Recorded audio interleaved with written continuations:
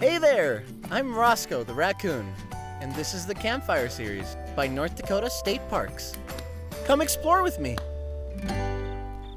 Hi everyone, my name is Austin here at Fort Abraham Lincoln State Park. Behind me is the historic barracks structure that we're going to be going into just a second. And today we're going to be checking out some of the uniforms that soldiers would have been wearing out here at this fort over 150 years ago. Ready to see them?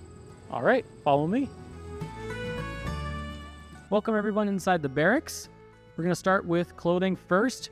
So a typical soldier would always be wearing what we know as a simple undershirt. This could be usually a cotton material. It's going to be nice and soft.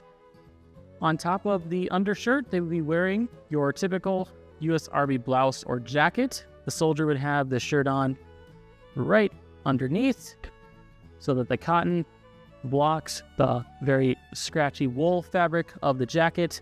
The wool of the jacket is very important, especially in wintertime. That's going to be keeping a soldier nice and warm. You'll notice a few other things on the jacket as well. You'll notice that there is yellow piping.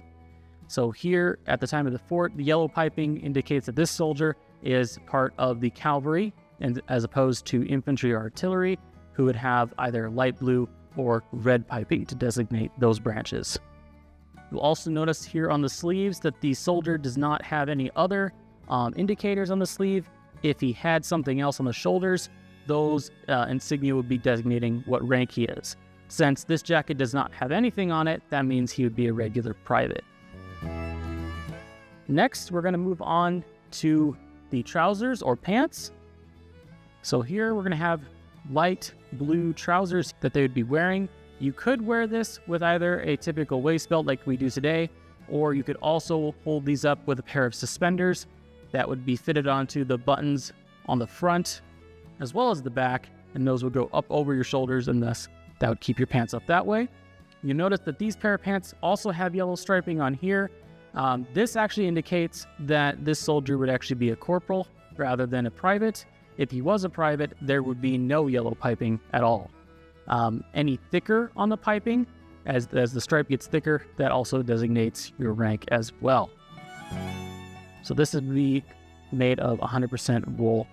And then we have two different types of hats soldier would be wearing. Typical hat for regular garrison duty or fatigue duty would be a hat or kepi such as this.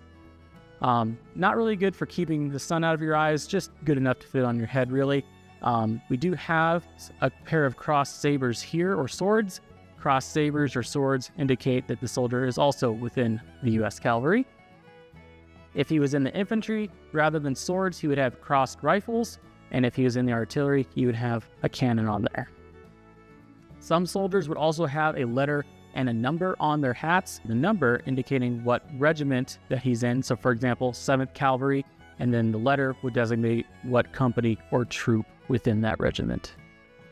Now this hat here is going to be more of your campaign hat. This is what you're wearing to keep the sun out of your eyes. This is what you're wearing when you are on the march.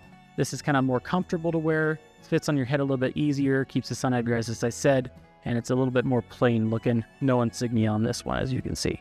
We'll move on into some of the equipment that we do have. So this item here, although it might look like a purse to some of our modern viewers today, this is what we know as a haversack. This is simply where the soldiers would be keeping all of their rations or food. This is something you're typically going to see with infantry. This is going to be what we know as a knapsack. So as you can kind of guess, it works great as a pillow when it's not being slung over their backs, but it also holds all of their essential items. You're going to have your extra pair of clothing, your extra socks. You're going to have some cooking utensils in here, personal items. Right below all the equipment that you see, we're going to have your blanket, anything that a soldier might need. We're going to have a typical soldier's pair of shoes. These would be known as brogans. Now at the time, shoemakers in the United States and elsewhere weren't really making a left or right pair of shoe. They were just making a shoe, meaning it didn't really fit on your foot quite right. Their justification for that at the time was if you lost a shoe, it's easier to replace a shoe rather than a left or right pair of shoe. Now, brogans are 100% leather for the most part. The whole construction is leather. Shoelaces are leather. And the bottom here, the only part that's not leather is going to be these little tiny nails that go around it. These are called hobnails, and that is what's keeping this entire shoe fitting together. Well, here at the foot of every bunk here in the barracks, you'd have a typical soldier's foot locker containing some of those clothing items that we talked about. All right, so now that we've kind of looked at what a soldier would have been wearing, kind of what their sleeping quarters would have looked like, we're going to talk more about the barracks itself.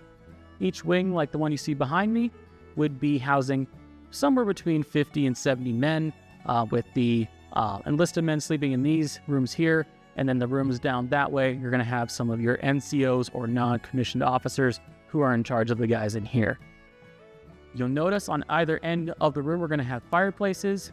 So the higher in rank you were for the enlisted man, the closer you were in the beds. So the privates, unfortunately, get the furthest bed away from fireplaces. Now, this was true to form. We would have bunk beds doubled up in between each window and on both sides. And then in the doors back through here, these doors would be leading into the back half of the barracks. That would be leading to your mess hall and kitchen.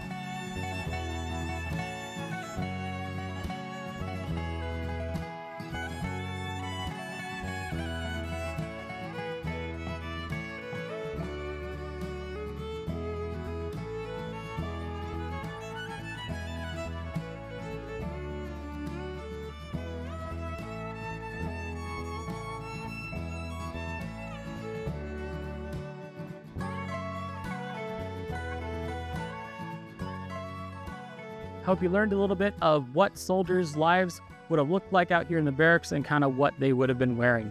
If you want to learn more, be sure to visit Fort Abraham Lincoln State Park. We'll see you next time.